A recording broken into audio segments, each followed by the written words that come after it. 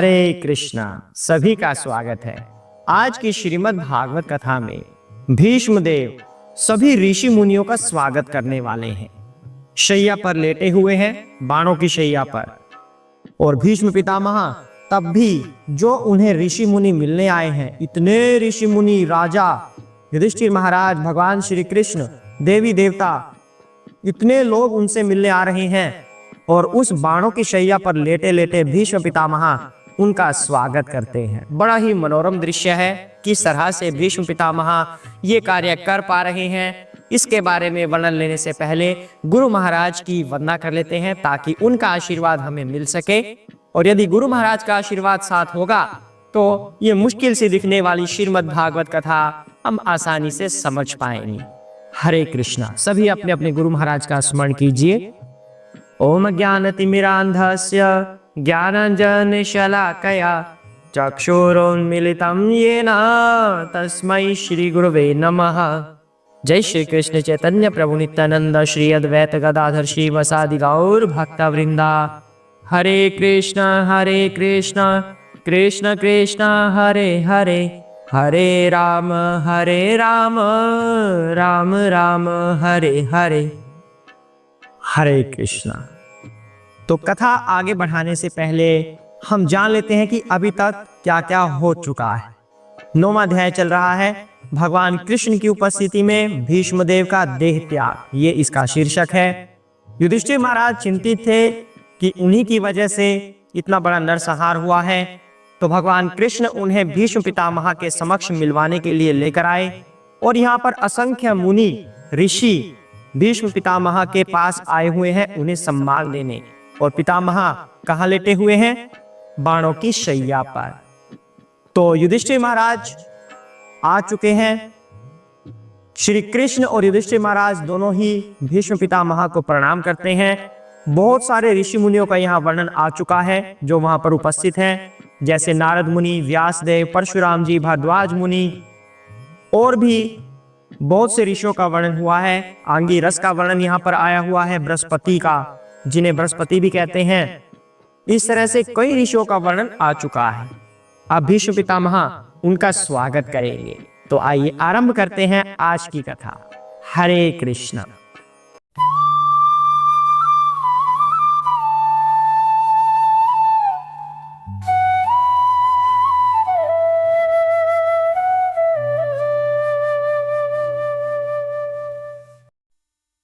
तान समेतान महाभागान उपलभ्य वसु उत्तमः पूज्यामयास धर्मज्ञदेश काल विभागवीता। हरे कृष्ण। 8 वसुओं में सर्वश्रेष्ठ भीष्म देव ने वहां पर एकत्र हुए समस्त महान तथा शक्ति संपन्न ऋषियों का स्वागत किया, क्योंकि भीष्म देव को देश तथा काल के अनुसार समस्त धार्मिक नियमों की भली भांति जानकारी थी। हरे कृष्ण। तो बताया जा रहा है, सबसे पहले भीष्म पितामह की विशेषता यहाँ पर बताई जा रही है। 8 वसुओं में से एक। इस कहानी का क्या मतलब है? जब शांतनु और गंगा का विवाह होता है तो उस समय गंगा माता ने एक वचन लिया था। किससे लिया था? शांतनु से, कि मैं एक शर्त पर विवाह करूंगी, मैं जो भी करूं आपको कोई प्रश्न मुझसे नहीं पूछना। तो शांतनु कहते ठीक है, नहीं पूछूंगा। तो गंगा ने अपने एक एक पुत्र को अपने ही जल में बहा दिया। जैसे ही जन्म हुआ उनको जल में बहा दिया। 7 पुत्र ऐसे ही बह गए। शांतनु को बड़ा दुख हुआ कि ऐसा क्यों हो रहा है, पर वचनबद्ध थे कि कुछ पूछना नहीं है। अगर पूछेंगे तो गंगा उन्हें छोड़कर चली जाएंगी। ये कंडीशन थी विवाह की। लेकिन आखिर में उनसे रहा नहीं गया। जब उनके 7 पुत्र जलमग्न कर दिए गए, मारे गए, फिर जब 8वां हुआ तो शांतनु ने गंगा को रोक लिया कि अब इस पुत्र को मैं जल में बहाने नहीं दूंगा, अब तुम्हें इसका कारण बताना पड़ेगा। तो गंगा ने कहा यदि आप कारण जानना चाहते हैं तो हमारी वो शर्त भंग हो जाएगी और मैं आपको छोड़कर हमेशा के लिए चली जाऊंगी। तो शांतनु ने कारण पूछा फिर भी। तो गंगा ने बताया, एक श्राप मिला था स्वर्गलोक में ब्रह्मा जी के द्वारा, जिसकी वजह से हम दोनों यहां पर अपना वो श्राप भुगत रहे हैं। उन्होंने कहा था कि धरती पर जाकर तुम वास करोगे। कुछ ये लंबी कहानी है, लंबी कहानी भी हम नहीं जाएंगे, हमें केवल वसुओं के बारे में जानना है। तो गंगा माता ने शांतनु को बता दिया कि शापवश हम यहां पर आए हैं, और ऋषि वशिष्ठ ने वसुओं को भी शाप दिया कि आप लोग भी धरती पर जाकर वास करोगे। तो उन वसुओं की जिम्मेदारी मैंने ली थी कि मैं इन्हें अपने गर्भ से जन्म दूंगी और इन्हें धरती से मुक्त करवाऊंगी। जैसे हम कहते हैं ना, इस जन्म मृत्यु के चक्र से छुटकारा पाना है, हम धरती पर नहीं आना चाहते। तो गंगा को ये पता था, सभी देवी देवताओं को पता है कि धरती का जीवन बहुत ही कष्टदायक होता है। यदि किसी को बोल दिया जाए कि तुम्हें धरती पर निवास करना है तो वो एक शराब की तरह लेते हैं। और जहां पर हम रहते हैं और यहाँ के भोग विलास में हम लोग पड़े हैं और उन्हें अच्छा मानते हैं। हमें स्वर्ग भी नहीं चाहिए। यदि स्वर्ग जाओगे तो उन्हें यहाँ पर आना पड़ेगा, क्योंकि भगवत धाम जाने का रास्ता धरती से होकर ही गुजरता है। इसलिए डायरेक्ट भगवत धाम जाने का प्रयास कीजिए। तो उन वसुओं की जिम्मेवारी गंगा ने ली थी। 7 वसु मुक्त हो गए, लेकिन 8वें ये थे भीष्म पितामह, ये 8वें थे। तो गंगा ने बोला कि शायद अभी इनका कार्य यहाँ पर बाकी है, इसलिए ये मरने से बच गए, अर्थात ये मुक्त होने से बच गए। तो वो भीष्म पितामह है, 8 वसुओं में से एक। महाभारत में जितने भी किरदार हुए हैं वो कोई सामान्य लोग नहीं थे, कोई ना कोई विशेष लोग थे, सभी के सभी। तो इस तरह से उन 8 वसुओं में से एक भीष्मदेव, ऐसा यहां पर कहा जा रहा है। कहते हैं जितने ऋषि मुनि वहां पर आए, भीष्म पितामह ने उस शैया पर लेटे लेटे उनका स्वागत किया। अब ये कैसे संभव हो गया? अब देखिए यहां पर एक बात और आती है, देश और काल के अनुसार जो भी वहां की परंपराएं हैं, जो भी वहां के धार्मिक नियम हैं, उनका पालन करते हुए किसी का सम्मान करना, यह भीष्मदेव को बड़े अच्छे से आता है। जैसे कि मान लीजिए अमेरिका में चले गए, अगर कोई संत अमेरिका में जाए और वहां जाकर उन्हें बोले सब कुछ छोड़ छाड़ दो, कुटिया में आ जाओ, जैसे भारत में तो हम कर सकते हैं ऐसा, ये संभव है क्योंकि हम लोगों ने ये माहौल देखा है, कुटिया का, आश्रम का, सभी आ जाएंगे। लेकिन अमेरिका में जाकर अगर ऐसा बोले, वो नहीं आएंगे।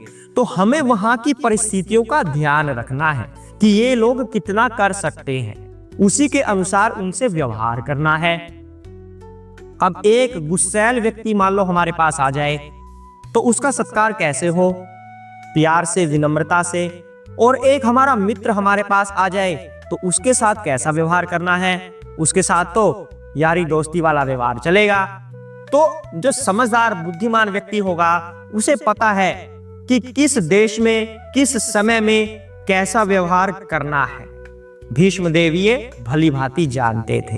तो उन ऋषि मुनियों का स्वागत वो कर पाए जबकि वो बाणों की शैया पर लेटे हुए थे। ना ही वो अपने घर में उपस्थित थे जहां पर वो अच्छे से उनको आसन दे सकते, जल दे सकते, भोजन करवा सकते, ऐसा तो नहीं था। वो तो बाणों की शैया पर लेटे थे, हिल भी नहीं सकते थे। लेकिन उसके बावजूद उनका मन इतना मजबूत था, उनका हृदय इतना मजबूत था कि वो सही शब्दों के द्वारा उन सभी का सत्कार कर सके। ऐसा यहां पर बताया जा रहा है। आगे चलते हैं, क्या कहते हैं। कृष्णम च तत् प्रभावज्ञः आसीनम जगत ईश्वरम हृदि स्थम पूज्याम आस मायया उपात विग्रहम। भगवान श्री कृष्ण प्रत्येक के हृदय में आसीन है, तो भी वे अपनी अंतरंगी शक्ति से अपना दिव्य रूप प्रकट करते हैं। वही श्री भगवान साक्षात भीष्मदेव के समक्ष विराजमान थे, और चूंकि भीष्मदेव उनकी महिमा से परिचित थे, अतएव उन्होंने उनकी विधिवत पूजा की। हरे कृष्णा। यहां भगवान कृष्ण का वर्णन आ रहा है। भगवान कृष्ण सभी के हृदयों में विराजमान हैं। ऐसा कोई व्यक्ति नहीं जिसके हृदय में भगवान कृष्ण नहीं है। हालांकि एक बात स्पष्ट हो चुकी है कि भगवान का जो नित्य धाम है वो गोलोक है और भगवान हमेशा वहीं पर वास करते हैं। लेकिन जो हृदयों में विद्यमान है फिर वो क्या है? यहां पर कह रहे हैं कि भगवान कृष्ण सभी के हृदय में विद्यमान है। वास्तव में भगवान कृष्ण ने अपने ही दिव्य शरीर से अनेकों रूप लिए हैं। जैसे महाविष्णु का रूप लिया है, गर्भोदकशाही विष्णु का रूप लिया है, फिर क्षीरोदकशाही विष्णु का रूप लिया है, अनंत रूप लिए हैं भगवान ने। तो उनमें से जो लास्ट वाले हैं क्षीरोदकशाही विष्णु, उस रूप में उन्हें परमात्मा कहते हैं। उस रूप में भगवान प्रत्येक जीव के हृदय में विद्यमान है। इसलिए यहां पर कहा जा रहा है कि भगवान कृष्ण सभी के हृदयों में विराजमान हैं। लेकिन साथ में कह रहे हैं कि भगवान उनके समक्ष प्रकट भी हैं। जैसे कुंती माता ने ऐसी प्रार्थना की थी कि हे प्रभु, आप इतने सर्वशक्तिमान हैं, मेरे समक्ष भी खड़े हैं और उत्तरा के गर्भ में जाकर उसकी रक्षा भी आपने कर दी, अर्थात आप सभी जगह विद्यमान हैं। इसी तरह सभी के हृदय में भगवान विद्यमान हैं और उनके समक्ष भी खड़े हैं भीष्म देव के। भगवान अपनी अंतरंगा शक्ति से प्रकट होते हैं। जैसे कि जो ये सारा का सारा भौतिक जगत है कौन सी शक्ति के द्वारा बनाया जाता है, ये आप पहले जान चुके हैं, इसी भागवत कथा में आया है। जो बहिरंगा शक्ति है भगवान की तीन मुख्य रूप से शक्तियां हैं, अंतरंगा शक्ति, बहिरंगा शक्ति और तटस्था शक्ति। तटस्था शक्ति भगवान की जीव शक्ति होती है। अंतरंगा शक्ति आध्यात्मिक जगत की मेंटेनेंस करती है। वैसे कहा जाता है कि निर्माण करती है, पर निर्माण उसका होता है जो चीज पहले नहीं थी उसका निर्माण कर दिया जाए, पर आध्यात्मिक जगत तो हमेशा से है, इसलिए वो उसकी मेंटेनेंस करती है। अंतरंगा शक्ति उदाहरण क्या है? राधा रानी, गोपियां, वो भगवान की अंतरंगा शक्ति है। और बहिरंगा शक्ति क्या करती है? इस भौतिक जगत का निर्माण करती है। कौन कौन यहाँ पर पैदा होगा, क्या क्या उसको प्रकृति के गुण मिलेंगे, ये सभी बहिरंगा शक्ति के द्वारा किया जाता है। लेकिन जब भगवान इस भौतिक जगत में प्रकट होते हैं तब वो अपनी अंतरंगा शक्ति से प्रकट होते हैं, ना कि बहिरंगा शक्ति। बहिरंगा शक्ति का कोई रोल यहाँ पर नहीं होता, ये यहाँ पर बता रहे हैं। और भीष्म पितामह इस बात से परिचित थे, भली भांति परिचित थे, इसलिए वो भगवान श्री कृष्ण के समक्ष प्रणाम कर रहे हैं, उनकी स्तुति कर रहे हैं, विधिवत पूजा कर रहे हैं, बाणों की शैया पर लेटे लेटे। यदि हमें कोई कह दे बुखार में लेटे हुए हैं हम बेड पे, गद्दों वाले बेड पे, और कहें आ जाओ नीचे कीर्तन करना है, थोड़ी सी माला चैंटिंग करनी है, तो हमसे नहीं हो पाएगा। सोच कर देखिए कि आप कर लेते हैं? अगर आपको बोले कीर्तन में चलना है जी, चलिए कीर्तन में, और आपको बुखार है, नहीं जा सकते। लेकिन यहाँ पर भीष्म पितामह के तो शरीर को छलनी करके बाण बाहर निकले हुए हैं, उस शैया पर लेटे हैं, और तब भी भगवान श्री कृष्ण की विधिवत पूजा कर रहे हैं भीष्म देव। ऐसा यहाँ पर बताया जा रहा है। आज के लिए इतना ही करते हैं। कल हम जानने वाले हैं कि किस तरह से भीष्म पितामह सांत्वना देंगे युधिष्ठिर महाराज को, जिसके लिए भगवान कृष्ण युधिष्ठिर महाराज को भीष्म के पास लेकर आए हैं। आज के लिए इतना ही। कोई प्रश्न हो तो पूछ सकते हैं, कमेंट बॉक्स आपका अपना ही है। हरे कृष्णा। ओम नमो भगवते वासुदेवाय।